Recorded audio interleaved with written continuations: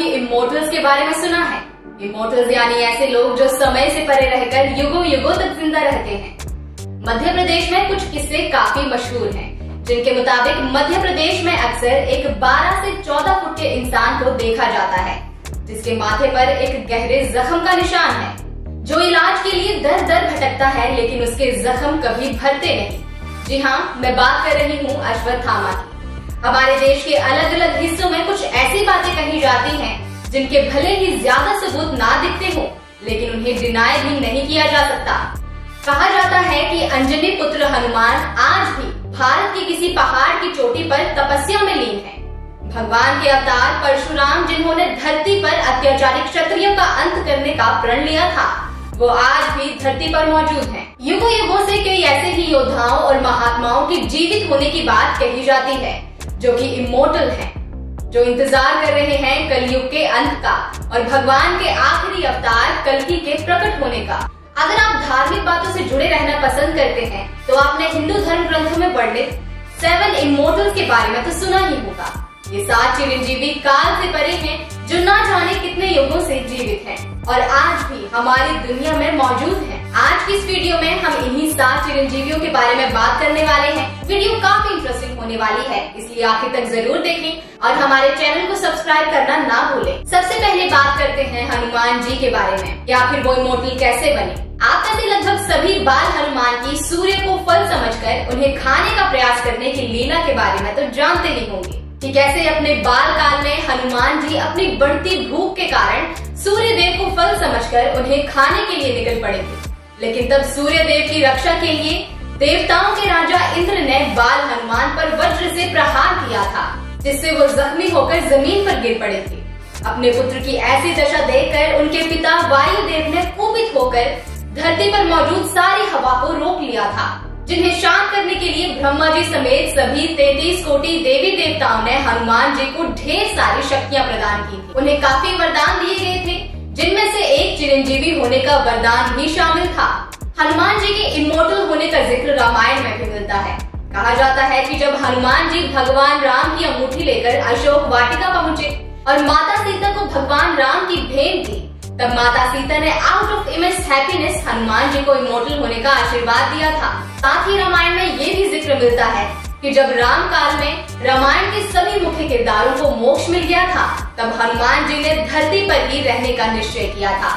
उन्होंने देवों से कहा था कि अगर वो वापस चले गए तो वहाँ उन्हें राम का नाम सुनने को नहीं मिलेगा, इसलिए जब तक भगवान राम का नाम इस धरती पर लिया जाएगा, तब तक हनुमान जी हमेशा हमारे साथ धरती पर ही निवास करेंगे। रामायण से जुड़ा एक और किस्सा सामने आता है, जिसमें रावण वध के बाद हनुमान जी से जब भगवान राम के लिए उनके प्रेम और निष्ठा का प्रमाण मांगा गया था, तो उन्होंने अपना सीना चीरकर भगवान राम और माता जानकी का रूप दिखलाया था, जिससे खुश होकर माता सीता ने हनुमान जी को इमोर्टल होने का वरदान दे दिया था।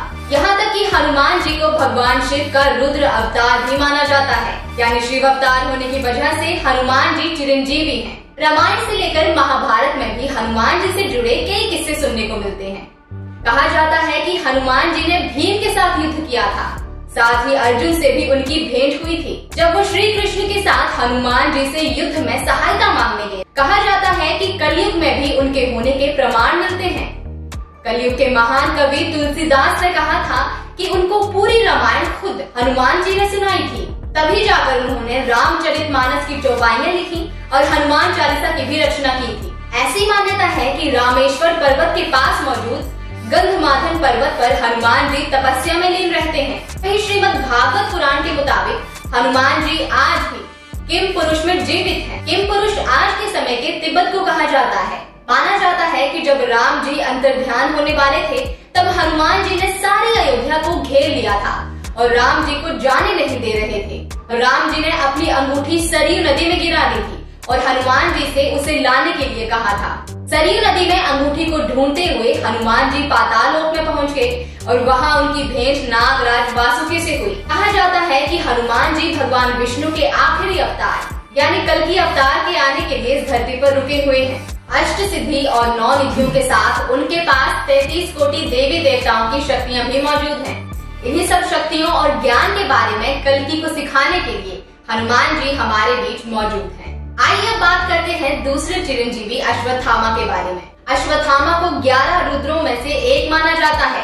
कहा जाता है कि गुरु द्रोण एक बेटे की कामना के चलते तपस्या में लीन, जिससे प्रसन्न होकर शिव जी ने द्रोणाचार्य को एक चिरंजीवी पुत्र का वरदान दे दिया था, जिसके माथे पर एक मणि विराजमान थी। अश्वत्थामा एक बहुत ही पावरफुल योद्धा थे, यहाँ तक कि उन्हें ब्रह्मास्त्र का प्रयोग करना भी आता था। अश्वत्थामा को न अस्त्र शस्त्र मार सकते थे और न ही भूख या बीमारी उनका कुछ बिगाड़ सकती थी। महाभारत में वर्णित एक कथा के मुताबिक अश्वत्थामा को चिरंजीवी होने का वरदान नहीं बल्कि श्राप मिला था। दरअसल महाभारत के महायुद्ध में अश्वत्थामा ने न सिर्फ अपने दोस्त दुर्योधन का साथ दिया था, बल्कि कौरवों की हार के बाद उन्होंने पांडवों से बदला लेने की भी ठानी। इसके लिए उन्होंने पांडवों के सोते हुए 5 बच्चों को मार डाला था। यहाँ तक कि वो अभिमन्यु की विधवा पत्नी उत्तरा की कोख में पल रहे बच्चे को भी मार देना चाहते थे, जिसके लिए उन्होंने ब्रह्मास्त्र का प्रयोग किया था। लेकिन श्री कृष्ण ने उत्तरा के साथ उसकी कोख में पल रहे बच्चे के प्राणों की भी रक्षा की थी। साथ ही भगवान कृष्ण ने अश्वत्थामा को ये श्राप दिया था कि जिस अश्वत्थामा को अपनी और अपने दोस्त की हार बर्दाश्त नहीं हुई, अब वो उसी दर्द के साथ संसार के अंत तक जिएगा, लेकिन कभी स्वस्थ नहीं रहेगा। वो हमेशा कुष्ठ रोग से ग्रसित रहेगा और अपने इलाज के लिए दर दर भटकेगा, लेकिन सब उससे घृणा करेंगे। यहाँ तक कि कृष्ण भगवान ने उनसे उनके माथे की मणि तक ले ली थी और ये श्राप दिया था कि उनका ये जख्म कभी नहीं भरेगा। हमारे तीसरे चिरंजीवी के बारे में शायद ही कोई ना जानता हो। आपने परशुराम का नाम तो सुना ही होगा। एक ब्राह्मण क्षत्रिय जो युद्ध कला में निपुण होने के साथ बहुत ज्ञानी भी थे, जिन्होंने अपनी माँ के अपमान और पिता की मृत्यु का बदला लेने के लिए 21 बार शिव जी के धनुष पिनाका और अपने परशु के सहारे धरती को अत्याचारी क्षत्रियों के शासन से विहीन कर दिया था। परशुराम को विष्णु जी के 24 अवतारों में से छठा अवतार माना जाता है, जो भी एक डिस्ट्रक्टिव अवतार है। परशुराम एक बहुत ही स्किल्ड वॉरियर है, उन्हें सारे अस्त्र शस्त्रों का ज्ञान है। परशुराम का जिक्र रामायण से लेकर महाभारत में भी मिलता है। जहाँ रामायण में भगवान राम के साथ उनका संवाद आता है, वहीं द्वापर युग में उन्होंने भीष्म पितामह और कर्ण समेत कौरवों और पांडवों के गुरु द्रोणाचार्य को भी युद्ध विद्या सिखाई थी। वहीं महाभारत में ये भी जिक्र मिलता है कि परशुराम महेंद्रगिरी पर्वत पर तपस्या करते हैं और महाभारत के युद्ध के बाद भी वो वापस महेंद्रगिरी पर्वत ही लौट गए थे। आज भी महेंद्रगिरी पर्वत ओडिशा के गजपति डिस्ट्रिक्ट के परलाखे मुंडी में मौजूद है। कहा जाता है कि परशुराम वहाँ सबसे ऊंचाई पर तपस्या कर रहे हैं, लेकिन वहाँ मौजूद होने पर भी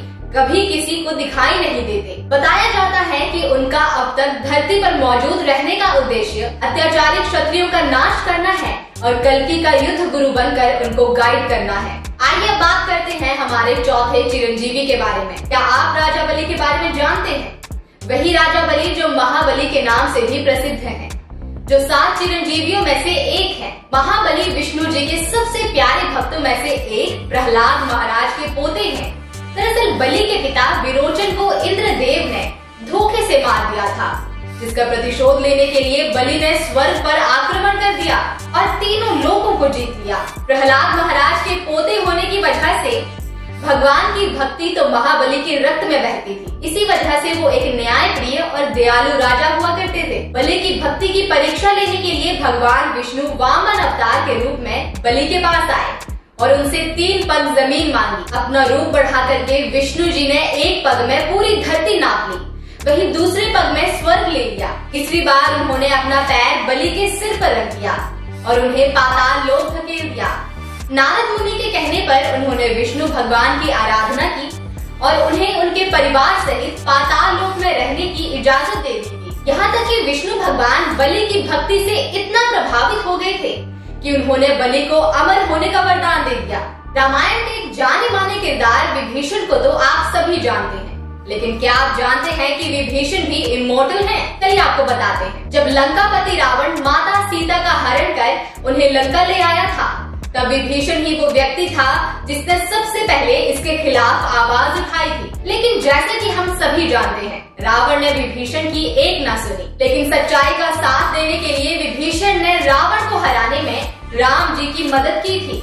रावण के वध के बाद विभीषण को लंका का राजा घोषित कर दिया गया था और साथ ही उन्हें इमोर्टल होने का वरदान भी दिया गया था। ताकि वो लंका के लोगों को हमेशा धर्म के रास्ते पर गाइड कर सके। वहीं ऐसा भी कहा जाता है कि राजा बनने के बाद विभीषण भगवान राम के दर्शन नहीं कर पा रहे थे, इसलिए जब भी मौका मिलता वो अयोध्या चले जाते। लेकिन जब भगवान राम के अंतर्ध्यान होने का समय आ गया था, तब हनुमान जी के साथ विभीषण ने भी उनका रास्ता रोक लिया था। उन्होंने कहा था कि वो उनके दर्शन के बिना जीवित नहीं रह पाएंगे, लेकिन राम जी ने उनसे कहा था कि कलयुग के अंत में उन्हें कल्कि अवतार का साथ देना है, इसलिए अभी उनका इस धरती से जाने का वक्त नहीं आया है। आइए अब जानते हैं छठे चिरंजीवी के बारे में। हम हर साल गुरु पूर्णिमा मनाते हैं, लेकिन क्या आप जानते हैं कि हम गुरु पूर्णिमा किस उपलक्ष्य पर मनाते हैं? दरअसल इस दिन वेदों और पुराणों के महान ज्ञाता महर्षि वेद व्यास का जन्म दिवस मनाया जाता है। इन्होंने ही वेदों को 4 भागों में बांटा था, जिन्हें आज हम ऋग्वेद, अथर्ववेद, यजुर्वेद और सामवेद के नाम से जानते हैं। महर्षि वेद व्यास को प्राचीन भारत का सबसे बड़ा कवि और लेखक माना जाता है। उन्होंने कुल 18 पुराण लिखे थे। यहाँ तक कि दुनिया का सबसे बड़ा ग्रंथ महाभारत की रचना भी वेद व्यास ने ही की थी। वेद व्यास का संस्कृत में मतलब होता है एक ऐसे व्यक्ति से जिसने वेदों का वर्गीकरण किया है। इनको भगवान विष्णु का अवतार भी माना जाता है। विष्णु पुराण के मुताबिक हर युग में एक वेद व्यास होता है। आज तक कुल 28 वेद व्यास हुए हैं, जिनमें से महर्षि वेद व्यास 24वें व्यास है और इन्हीं को चिरंजीवी होने का वरदान प्राप्त है। वेद व्यास आज भी हमारे बीच इसी उद्देश्य से मौजूद हैं कि जब भगवान विष्णु अपने अंतिम अवतार यानी कल्कि अवतार के रूप में प्रकट होंगे, तब महर्षि वेद व्यास उनके अध्ययन में, उनकी शिक्षा में कल्कि अवतार को निपुण बनाएंगे। आइए आप जानते हैं 7वें चिरंजीवी यानी कृपाचार्य के बारे में। कृपाचार्य महाभारत के कई कैरेक्टर्स में से एक हैं। कृपाचार्य ने कौरवों और पांडवों को बैटल से जुड़ी कई टेक्निक सिखाई थी। कौरवों द्वारा छेड़े गए युद्ध में कृपाचार्य ने कौरवों का साथ दिया था, ये जानते हुए भी कि वो गलत है, क्योंकि कौरवों ने ही कृपाचार्य का भरण पोषण किया था। इसलिए इस कर्ज को उतारने के लिए उन्होंने अपने कर्तव्य का निर्वाह करते हुए महाभारत के युद्ध में कौरवों का साथ दिया था। कृपाचार्य के मुताबिक वो कौरवों के साथ हमेशा खड़े रहे, पर कभी पांडवों के साथ अन्याय नहीं किया। कहा जाता है कि उनकी इसी क्वालिटी को देखते हुए भगवान कृष्ण ने उन्हें इमोर्टल होने का वरदान दे दिया था। कुछ कहानियों के मुताबिक वो अब देवताओं के सलाहकार के रूप में स्वर्ग में निवास करते हैं, लेकिन अब वो कहाँ हैं, इसके बारे में ज्यादा जानकारी तो नहीं मिलती। लेकिन ऐसा कहा जाता है कि वो आज भी बाकी चिरंजीवियों की तरह हिमालय की किसी पर्वत की चोटी पर मौजूद हैं और वो भी भगवान विष्णु के आखिरी अवतार की प्रतीक्षा में है। अगर आपको इस वीडियो में दी गई इन्फॉर्मेशन पसंद आई हो तो वीडियो को लाइक करना ना भूलें और हमारे चैनल को सब्सक्राइब जरूर करें। मिलते हैं अगली वीडियो में।